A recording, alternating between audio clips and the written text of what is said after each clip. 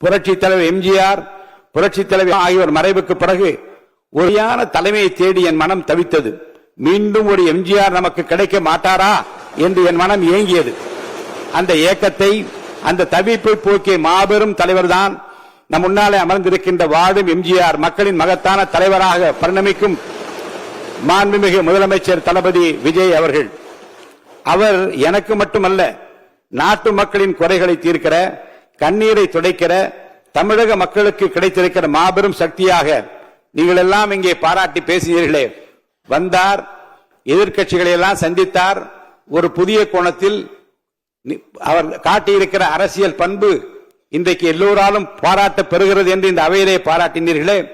இன்றைக்கு காலையிலேயே போதையில்லா தமிழகத்தை உருவாக்குவதில் நான் முனைப்போடு முன்னிற்கிறேன் என்று உலகத்திற்கு காட்டியிருக்கிறாரே.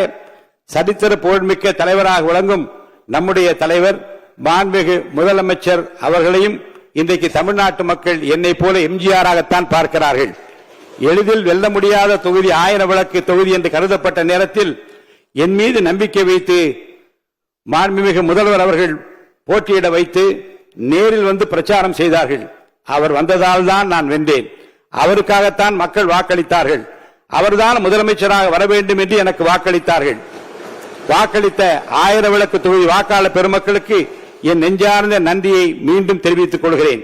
தமிழக வெற்றி கழக தொண்டர்களைப் போல கைமாறு கருதாமல் உழைக்கக்கூடிய, காசு பணம் கேட்காமல் உழைக்கக்கூடிய,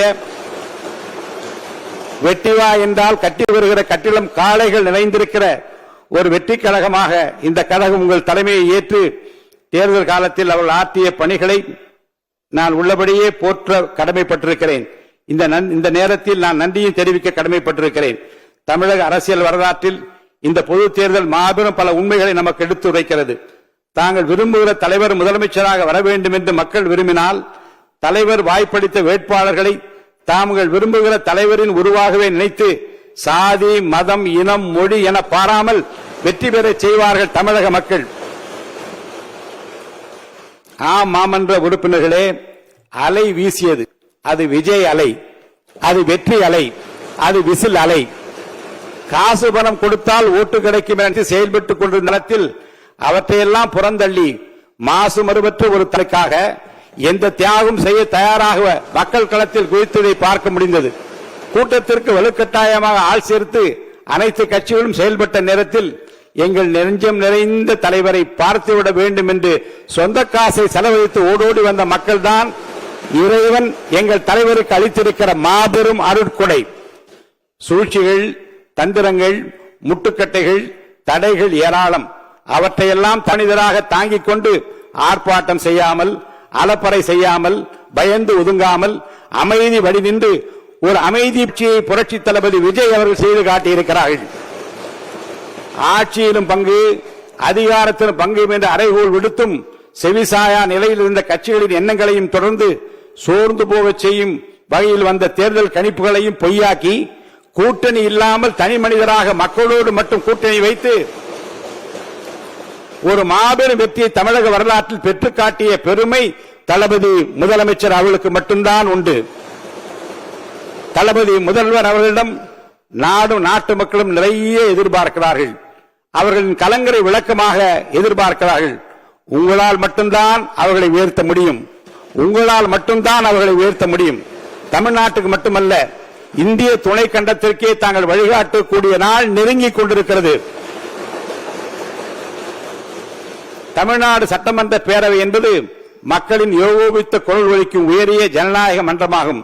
சமூக நீதி, கல்வி வளர்ச்சி, மொழி உரிமை, மாநில முன்னேற்றம், தமிழகம் உயர்வடைய வகுக்கப்பட்ட பல திட்டங்களுக்கும் நிறைவேற்றப்பட்ட சட்டங்களுக்கும் அடிநாதமாக விளங்கியது.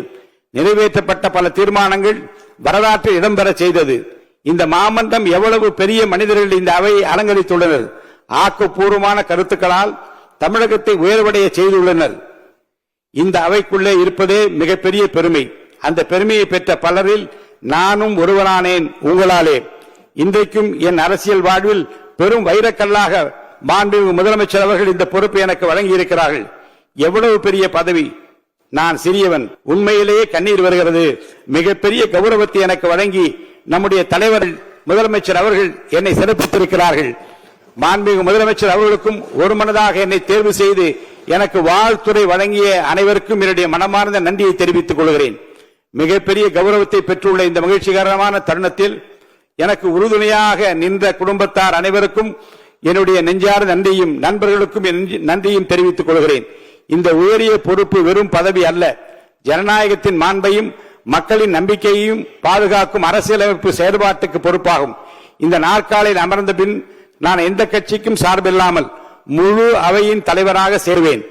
ஆளும் தரப்பிற்கும் எதிர்கட்சிக்கும் சம வாய்ப்பும் உரிமையும் வழங்கப்படும். எதிர்கருத்துகளும் ஜனநாயகத்தில் வலிமை என்பதை மனதில் கொண்டு தரமான விவாதங்களுக்கு நான் ஊக்கமளிப்பேன். தமிழக மக்கள் நம்மை அரசியல் மோதலுக்காக அல்ல, மக்கள் பிரச்சனைக்கான தீர்வுகளை உருவாக்குவதற்காக அவைக்கு அனுப்பியுள்ளனர். எனவே நாம் அனைவரும் அவையின் மாண்பை பாதுகாப்போம், தரமான விவாதங்களை வைப்போம், தனிப்பட்ட விமர்சனங்களை தவிர்ப்போம், மக்கள் நல சட்டங்களை முன்னிலைப்படுத்துவோம். இந்த அவை இந்தியாவிற்கு முன்மாதிரியாக திகழ்ந்தது, அது திகழ வேண்டும் என்பதில் நாம் அனைவரும் ஒன்றாக பணியாற்ற வேண்டும் என்று அனைவரையும் பணிவன்புடன் கேட்டுக்கொள்கிறேன்.